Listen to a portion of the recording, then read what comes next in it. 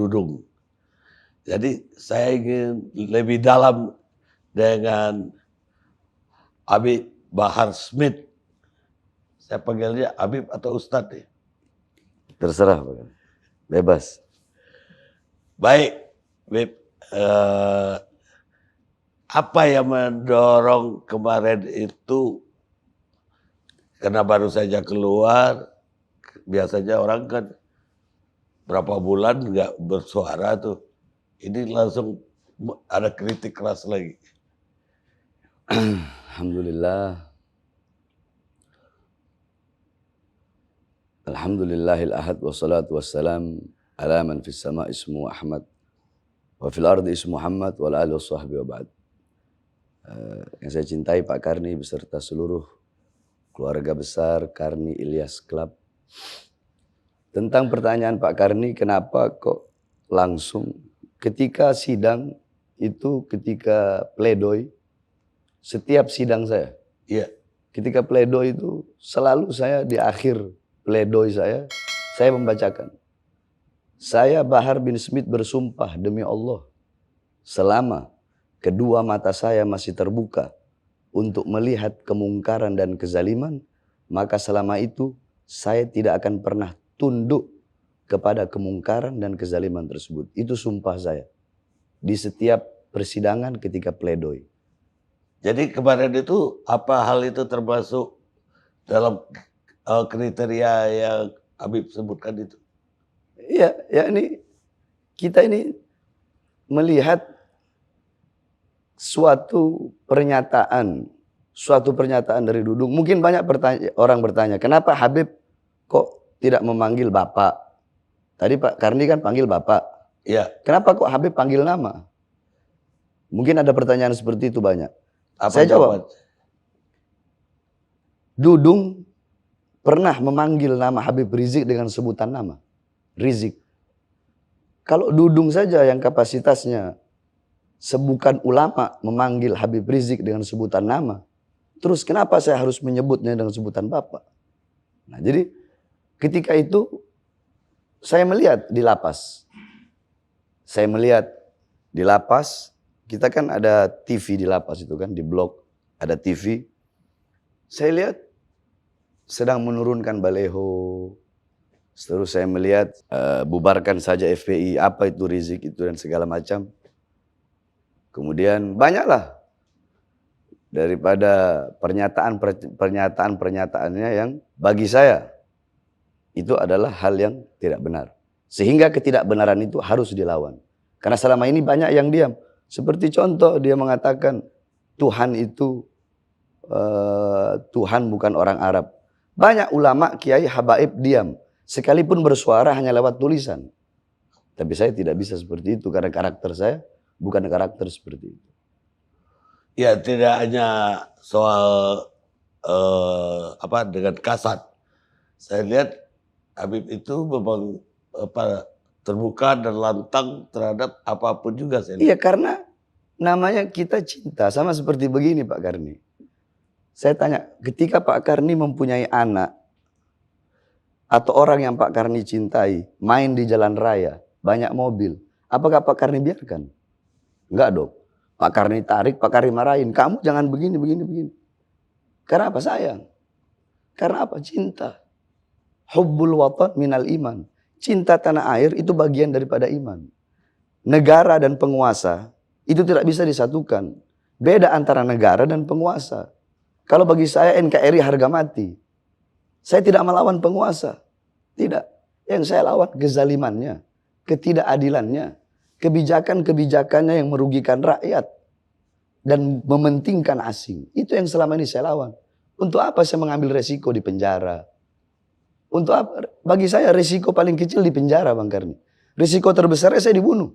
Bisa jadi seperti itu. Dan saya mengambil resiko itu demi apa? Demi Islam, demi bangsa, demi rakyat. Udah berapa kali Habib kena penjara selama ini? Saya masuk penjara kasus Ahmadiyah, saya masuk kasus Mbah Priuk, ke Tanjung Priuk saya masuk karena saya yang pimpin. Kasus Ahmadiyah saya masuk zaman SBY waktu itu. Kasus Demos saya masuk zaman SBY waktu itu. Terus sama yang kasus saya mukul 2 Habib palsu. Nah, ini yang perlu saya luruskan. Banyak orang-orang ngomong penganiaya santri. Sekali lagi saya sampaikan, itu bukan santri.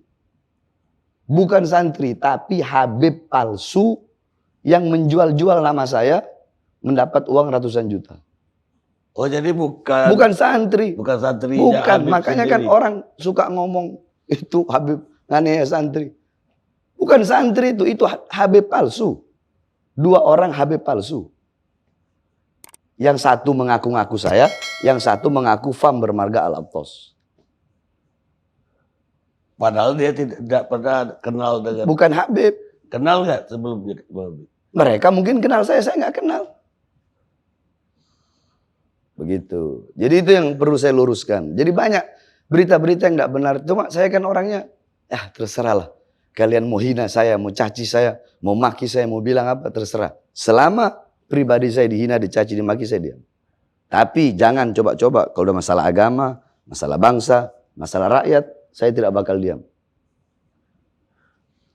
Setelah yang 2 orang itu katanya Habib itu juga. Ya, saya NAP itu nambah lagi kasus. Iya. Dengan driver Grab. Ya, driver Grab. Ya. Itu apa sebetulnya yang bikin marah Habib? Karena dia godain saya punya istri. Kami ini orang Sulawesi, Bang Karni, 3 perkara jangan pernah ganggu gugat.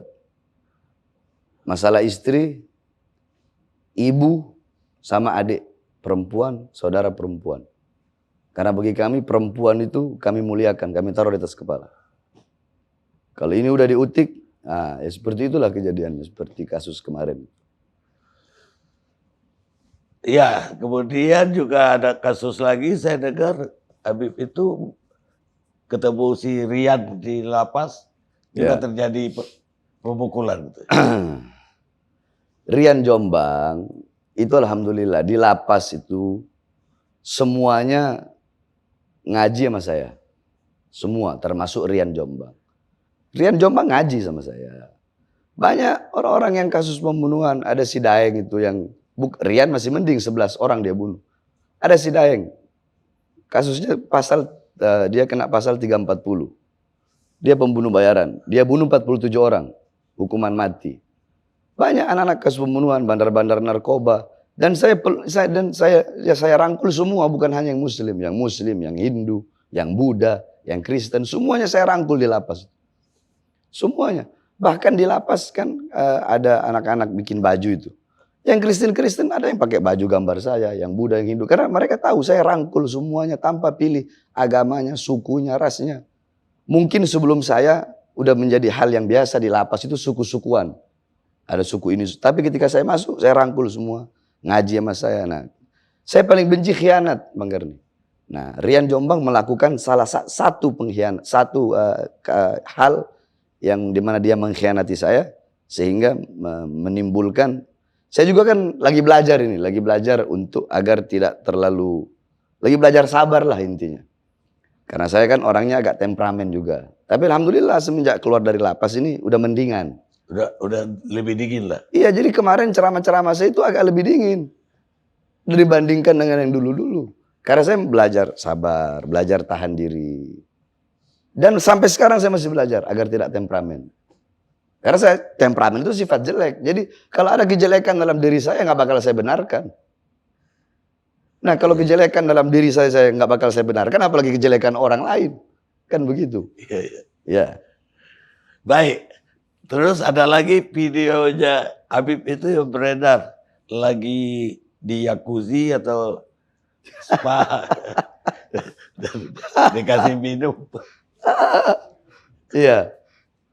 Sebenarnya itu kan private ya. Saya juga bingung Bang Karni. Saya dari Jakarta pindah ke Bogor itu mau sembunyi. Sembunyi dari umat, sembunyi dari orang-orang biar nggak ada yang tahu saya. Biar nggak ada orang yang kenal sama saya. Saya mau sembunyi. Tapi semakin saya sembunyi semakin saya dicari. Saya nggak tahu. Saya nggak pengen seperti ini. Apa-apa masuk berita. Apa-apa masuk berita. Saya naik motor, masuk berita. Saya ini, masuk berita. Saya bikin ini dikit, masuk berita. Saya ini, masuk berita. Bahkan mungkin andaikan kalau saya nginjak semut, itu kalau ada pasal nginjak semut, mungkin saya bisa dikenain pasal itu nginjak semut. Dikit-dikit apa-apa tentang saya viral. Jangan-jangan mau nutupin berita-berita yang lain kali. Makanya Bahar bin Smith yang dijadikan sorotan untuk menutupi berita-berita yang lain. Udah seleb kali bagi publik. Saya tidak merasa diri saya seperti Iya, itu. kita Bang bisa Karni. nggak merasa, tapi publik. Saya tidak merasa seperti itu. Saya hanya orang biasa. Saya ini pelayan. Saya tidak merasa diri saya pemimpin, bukan. Saya pelayan. Saya pembantu, pelayannya umat, pembantunya umat. Saya ini pelayannya negara, pelayan bangsa, pelayan rakyat, melayani. Saya bukan merasa diri saya pemimpin. Terus orang bilang, oh saya lihat banyak Habib Bahar tuh begini.